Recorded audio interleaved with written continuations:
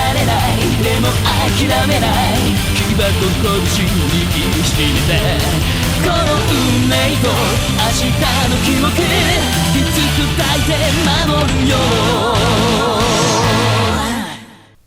It was dark. Too dark to distinguish the shadows from the real thing, at least at first. Slowly, her eyes were able to focus and make out the difference. She whimpered, not sure what had woken her. A sound? A light? She pulled the covers up to her eyes and shivered. Mama? The floor outside her room creaked as someone walked down the hallway. A second creak followed the first. 2 people. Light shone through the crack at the bottom of her door, shadows moving back and forth. Low voices came through the light wood barrier, followed by low hissing. How many were out there? Without knowing why, she realized that none of them were her parents. She quickly pulled her blankets all the way over her head, trembling under them. Why were there strange people in their house? Where was her mother? The sound stopped, the shadows no longer moving along the floor. She lowered the covers enough to peer at the door across from her. The knob turned, and it began to open. The little girl cowered lower, pulling the covers back over her head, knees drawn to her chest, breath coming fast. Silence filled the air. It was too quiet. She had to peek. A dark shadow crept into the room, low to the ground, slowly moving towards the bed, closer and closer. The little girl's heart accelerated. Large tears streaked down her face as she shook, closing her eyes to hide. But when she opened them again, the shadow was still there, moving forward, now rising from the ground and looming over her. Something glinted off the shadows. Loud footsteps pounded as Jiro ran to Mimiko's room, sword in hand, ready to attack at the slightest provocation. Mimiko! He wrenched the door open, expecting the worst from her almost blood-curdling scream. It took only a moment for his eyes to adjust to the darker interior of the room as he swept it with his gaze. The girl was sitting up in bed, her shoulders heaving. The smell of the ocean and fear washed over Jiro's senses as he stared at her blank eyes. She clenched her covers in both hands, knuckles white. He could hear her heart racing. Another cursory sweep of the room told him that there was no physical threat present. He placed his long katana against the wall, easily in reach if he needed it, and walked carefully into the room. Mimiko! A large yawn came from the doorway, and Jiro recognized the scent of his brother. Brother, what's going on? The young blackblood stretched, stopping halfway in the room and blinked. Brother, why does it smell like the ocean? Jiro turned to face the younger vampire, smoothing the expression on his face. It's alright, Kotaro. Mimiko just had a bad dream. You should go back to bed. It's nothing to worry about. Kotaro nodded slightly, his eyelids sliding closed as he turned around. Okay. Jiro decided his brother wasn't entirely awake as he watched him run into the doorway, correct himself, then disappear from sight. He waited a few more seconds until he was sure Kotaro had made it back to his bed before he moved over to the still unresponsive Mimiko. Sitting on the bed next to her, he tried gently shaking her to bring her out of it, but she continued to stare blankly ahead of her, breathing far too quickly, tears streaming down her face. It's alright, Mimiko. You're safe. It's alright. I'm here. She shuddered at his touch, but it seemed to bring her back from whatever dream held her. It's so real. Mom, it's so real. She turned into Jiro's shoulder, sobbing. Her blankets were pulled up, hands still clenching them. Jiro hesitated. She obviously wasn't coherent, or she'd have realized that her mother was not there. He knew that her mother was beyond reach for either of them. He didn't know the particulars, but had heard from Janai that he considered her his foster child, and so had assumed that her mother had to have passed on some time ago, along with her father. Without thinking about it, he put an arm around her slight shoulders, feeling each shudder of breath, each rapid beat of her heart. Shh, it's alright, Mimiko. It was just a bad dream. He began to rock her gently, humming a rather melancholy melody he used to hum for Kotaro when he was very young. Slowly, the compromiser's breath and pulse slowed, the tears to trickle away.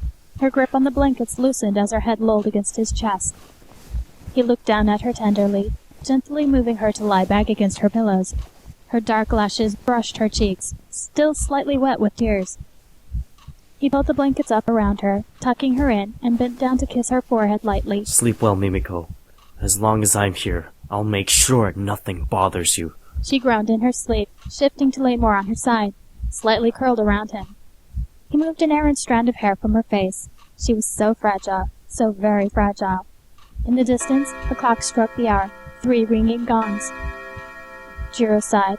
He would get no sleep tonight. Kotaro sat coloring in the living room, the morning light shining in through the open window. The large crayons made satisfying lines on the large pad of paper Mimiko had brought specifically for him. Next to the small boy sat his giant bear, Lord Bow Wow, silently watching his portrait being sketched in bright colors. Mimiko yawned hugely as she came into the room, stretching her arms towards the ceiling as she came. She felt stiff all over, though she wasn't sure why. Morning, Kotaro. She greeted the young vampire as she plopped down on the sofa to watch him draw. Kotaro laughed happily as he held up his drawing. What do you think? She took the drawing, studying it. The 10-year-old's scribbles were a fairly good depiction of his faithful companion, bow tie and all. It's pretty good, Kotaro. She handed back the drawing so that he could color in some more areas, casually glancing at the clock. The hour hand had just come to rest on the number 10. Wow, I must have been really tired or something. Are you hungry, Kotaro? The little boy didn't look up from his coloring. Nah, brother and I had some cereal before he went to bed a couple hours ago. Guess he was out patrolling or something. She blinked a bit. She didn't remember hearing Jiro say anything about going out, but then she'd been asleep for quite some time. Patrolling, is it? She got back up and headed to the kitchen. It wasn't uncommon for Jiro to keep watch at night, but if he'd only gone to bed a couple hours ago, he sure had stayed up a long time, she reasoned. Not that she knew when he was asleep as of late. She was usually still at work when that happened. Mimiko looked in the corner where she stashed the cold cereal, surprised when she found it empty. The last box stood on top of the trash can, empty. Great. Just great. She put the kettle on instead, settling for some crackers until she made up her mind on something else. The cupboards were starting to get a little more bare than she cared for. Guess it can't be helped. She stuck her head back into the living room. Hey, Kotaro, I need to go to the store. Want to come with me? Kotaro looked up uncertainly. I don't think that's a good idea. Brother said he doesn't like it when you go off on your own. He recalled his conversation that morning before Jiro had gone off to bed. Kotaro, I need you to do me a favor, okay? Since I'll probably still be asleep when Mimiko wakes up, I need you to make sure she doesn't go off on her own. Can you do that? Though he didn't understand why, Kotaro wasn't about to go against his brother's wishes. His indecision clearly showed on his face. Mimiko placed both hands on her hips, pulling out her skills as a mediator, knowing that the boy would likely be stubborn about this since his brother had mentioned something. But I won't be alone. I'll be with you. Surely such a young, strong vampire as yourself can protect me. She smiled at him, with the usual quirk he loved. He jumped up. Of course I can. The crayon in his hand dropped to the floor. Wow, she called me strong. Surely brother won't mind if I'm there to protect her. The kettle whistled in the background, and Mimiko went to get it. Just let me get ready first, okay? She called back from the kitchen. 'Kay. He went to put his crayons and paper away in his room. Jiro's coffin loomed in front of him as he pushed the door open. He stopped with a gulp. Would his brother get mad if he found out? Surely such a young, strong vampire like yourself can protect me. Mimiko's words echoed in his ears. He set his shoulders as he put the crayons and sketchpad away. He could handle this. After all, Mimiko thought he was strong. What could go wrong? The grocery bags were heavy, and Kotaro strained under his share of the load. The cupboard sure must have been empty. Mimiko stopped with a smile, her simple jeans and t-shirt out of place with his usual image of her. Here, let me take another bag. Mine are pretty light. Kotaro clung to his bags protectively.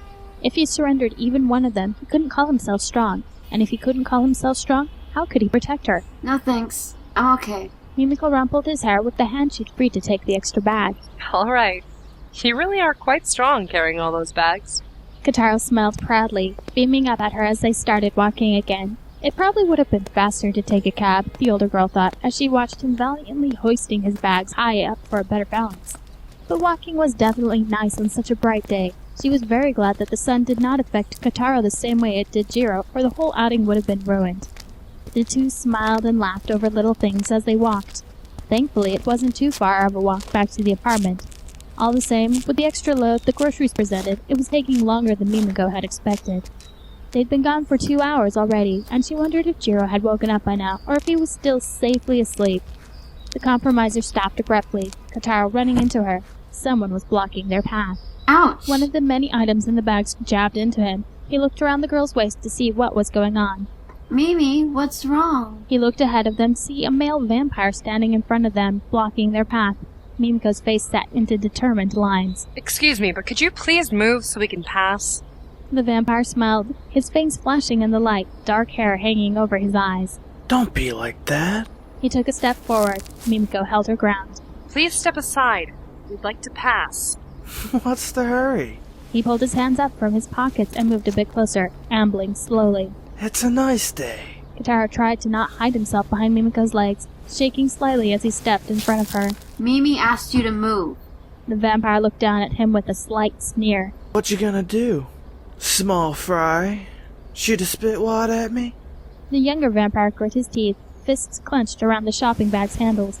You better move, or else. Mimiko looked nervously down at her young charge, then back at the older vampire who was obviously leering at her. Kotaro, this isn't a good time to... Kotaro turned to her. Mimi, I promised I'd protect you. I'm no good as a man if I can't do that. His bright eyes shone earnestly up at her. If nothing else, he would certainly do his best to keep her safe, and she knew it. The Black Blood laughed again, like he just heard the world's best joke. That's funny. Why don't you run along home? Leave me and your mama to talk about private stuff. He took a few more steps closer, grabbing Mimiko by the arm. Her eyes flashed. Let go of me! She swung her groceries around, hitting him square in the face as he bent towards her neck.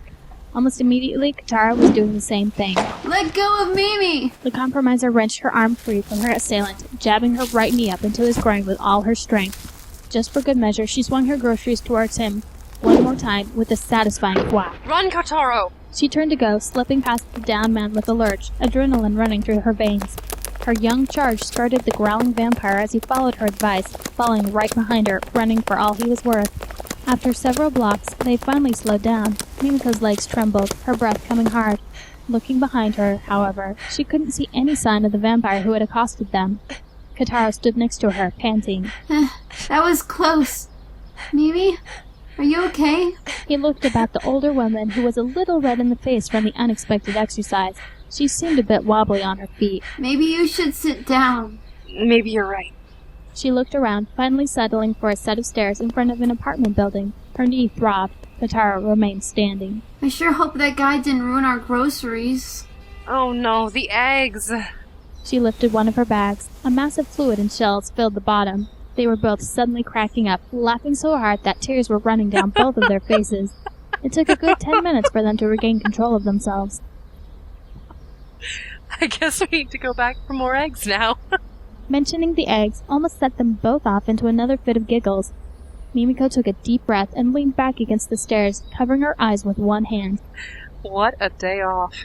Kotaro shielded his eyes as well, looking to the sky to judge the time. We should probably be heading back soon. Brother will probably be waking up before too long. Mimiko sat back up with a sigh. You're right.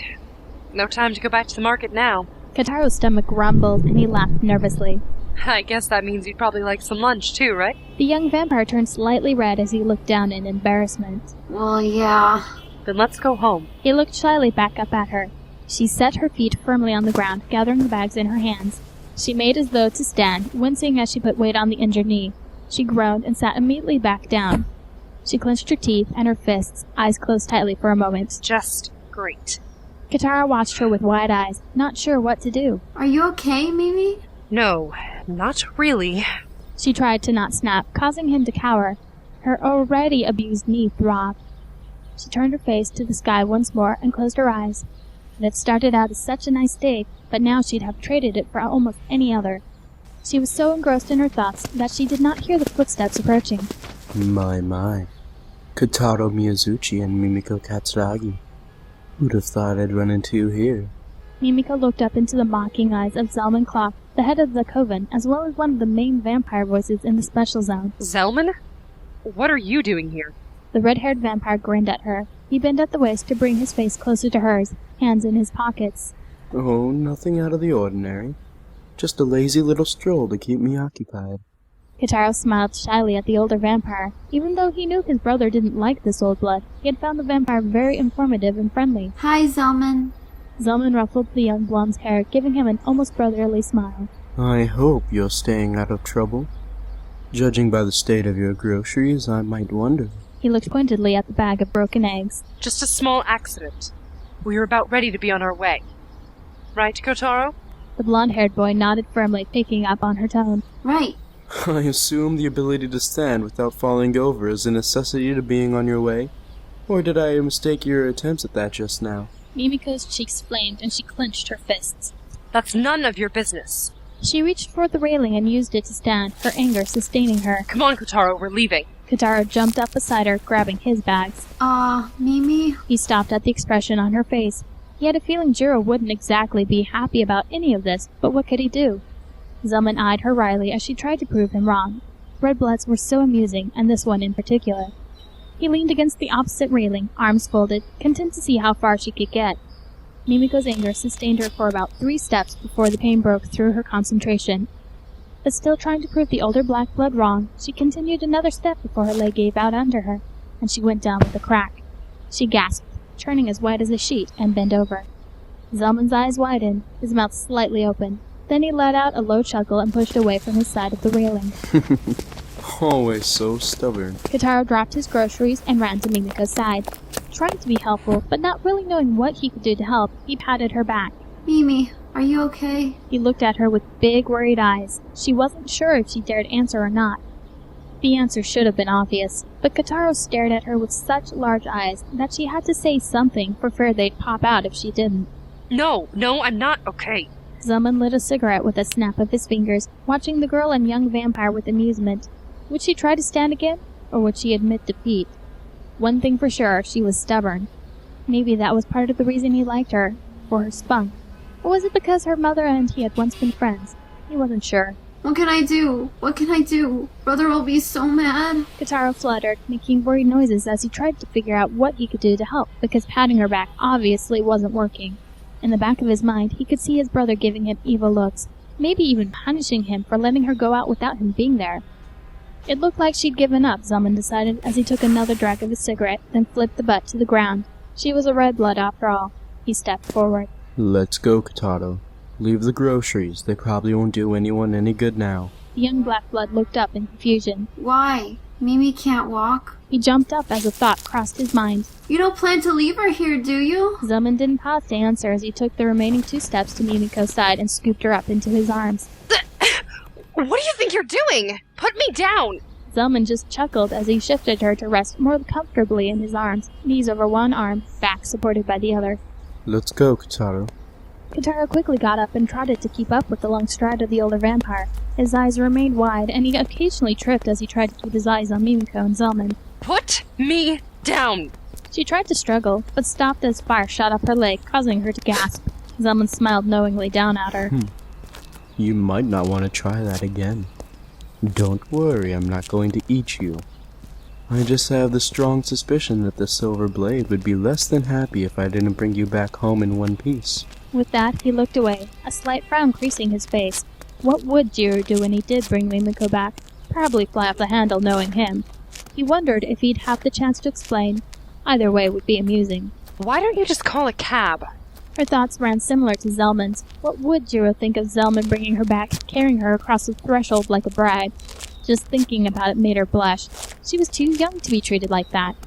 Zelman didn't look down again, keeping his eyes focused on what was ahead.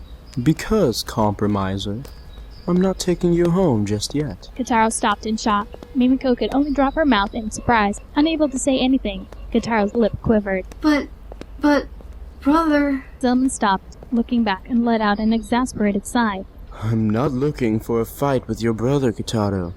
Did you really think I'd return Mimiko in the state she's in? So he'll have to wait a little longer to have his compromiser back. It won't hurt him. But I'd have other people to answer to as long as I let things be. Both boy and compromiser looked up at his face questioningly. What do you mean? Zelman shrugged and continued walking. Never mind. I doubt you'd understand anyway.